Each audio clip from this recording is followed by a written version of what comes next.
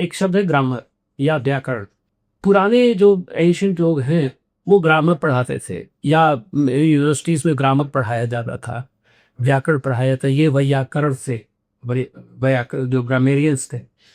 अब हमें लगता है क्योंकि स्कूल एजुकेशन में हमने देखा है कि भाई I am here you are there, वो बस उसी के लिए रहते रहे, स्पीच, पार्ट्स ऑफ स्पीच और प्रेजेंट टेंस और ये सब।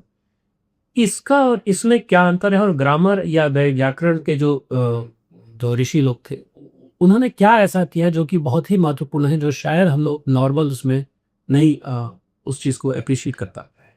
जैसे सिंपल ग्रामर को देखे तो उस रूल्स से क्या पता चलता है कि ये पास्ट की बात कर रहा है कि प्रेजेंट की बात कर रहा है। जैसे टेंस है तो आप काल निर्धारण कर पाते हो। अगर टेंस ना हो तो बातचीत करेंगे तो क्लैरिटी नहीं आएगी, ये बात किस समय की कर रहा है, कंफ्यूजन होगी।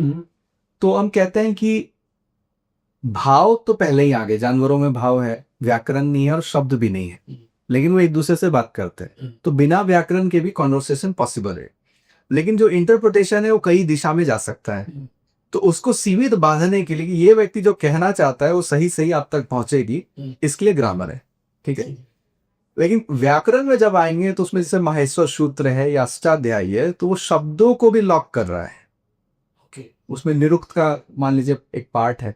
तो व्याकरण चीजों को नियमों में इतना बांध रहा है कि मल्टीपल इंटरप्रिटेशंस को और लॉक किया जाए, और लॉक किया जाए, ताकि वो एक फ्रीडम, मतलब लाइसेंस ना हो कि आप इस अगर ये सच पुस्तक कही जा रही तो पुस्तक का एक डेफिनेशन है, एक ये है कि इसको ही पुस्तक कहेंगे, इसको इस कागज के टुकड़े को हम पुस्तक नहीं कह सकते, राइट।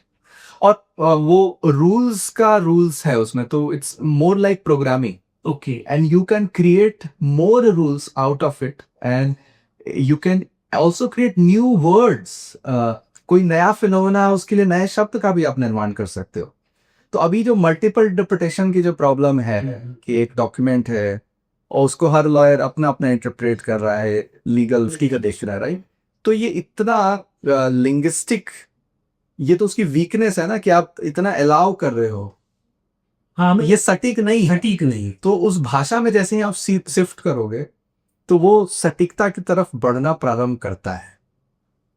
मतलब रिलीजन और धर्म दो ही शब्द आप पकड़ ले, तो धर्म जब शब्द आप देखोगे कि कैसे बना है तब समझ में आएगी, अच्छा ये तो डॉगमा है ही नहीं इसमें चीज है।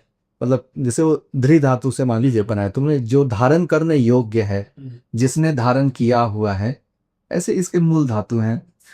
तो वहां से मतलब फाउंडेशन है, ठीक है। It's not code of conduct, हाँ, राइट। तो बाहर से जब देखोगे अच्छा ये भी उपासना पद्धति है, इसमें भी पुस्तक हैं, इसमें भी प्रीस्ट हैं, ब्राह्मण हैं, तो ये भी रिलीजन होगा।